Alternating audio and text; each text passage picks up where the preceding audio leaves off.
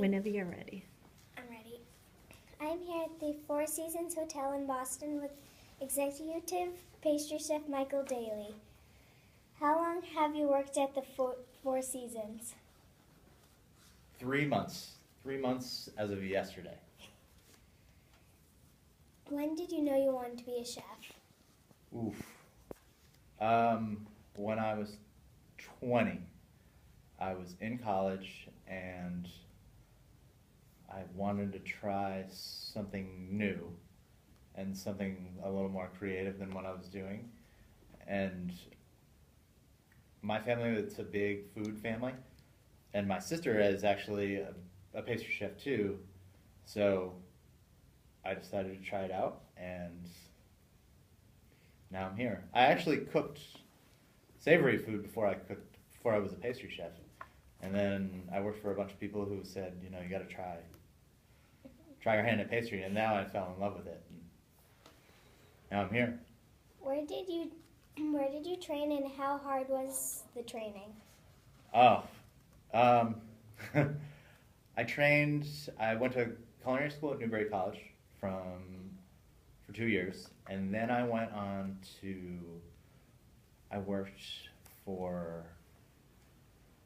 first I started next door at Excelsior, and then I moved on to a place called Red in Napa Valley, California, and then from there I moved from Napa to Chicago, and all these places, like, they have this rating. They're called Michelin stars, and that's all I wanted. It was like super fine dining, like tiny little plates of food, and that's all I wanted to do for a little while. And it was very difficult because it was like some places I worked, like, you couldn't even talk, and like it was like a kitchen full of like 20 people, like, and everybody working on like one little detailed thing. So it was very difficult, but I wouldn't change it for the world. Who in the food world do you most admire? Ooh,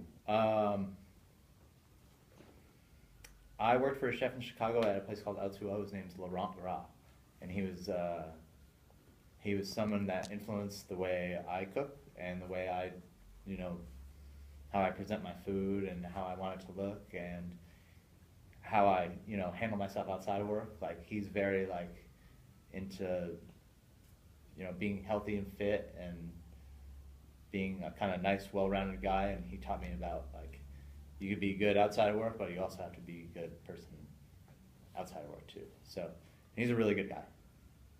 How did you get your inspiration? Definitely through all the places that I've worked and a couple failures, I believe it's okay to fail at some things, but like, it's okay, you gotta like pick yourself back up and, keep going. What do you love most about your job? The whole thing. I think it's always challenging, Every different job I've had has been very challenging, so. What are some of your favorite foods to cook with? I like cooking desserts with some vegetables in them. Like, I have a dessert now, it's got fennel in it. And fennel is like, it's what you get, black licorice?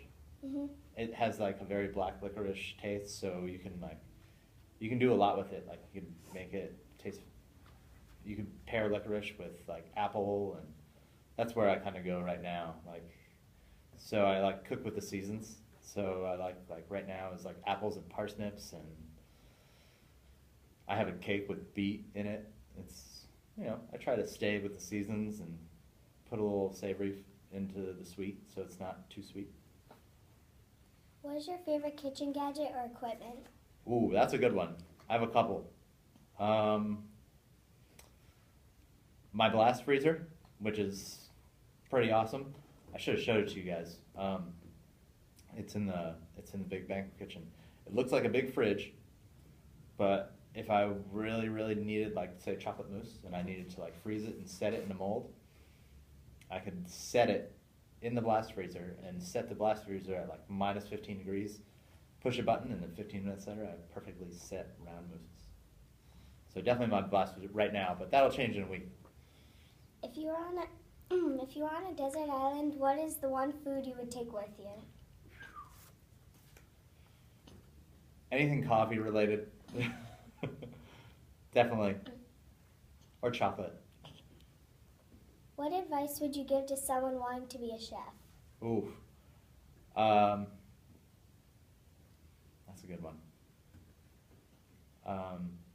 Be humble. You know, always be willing to like keep learning and take advice. That's the best advice I was given. Definitely. Mm-hmm. Anything else? Nope. You're a good interviewer.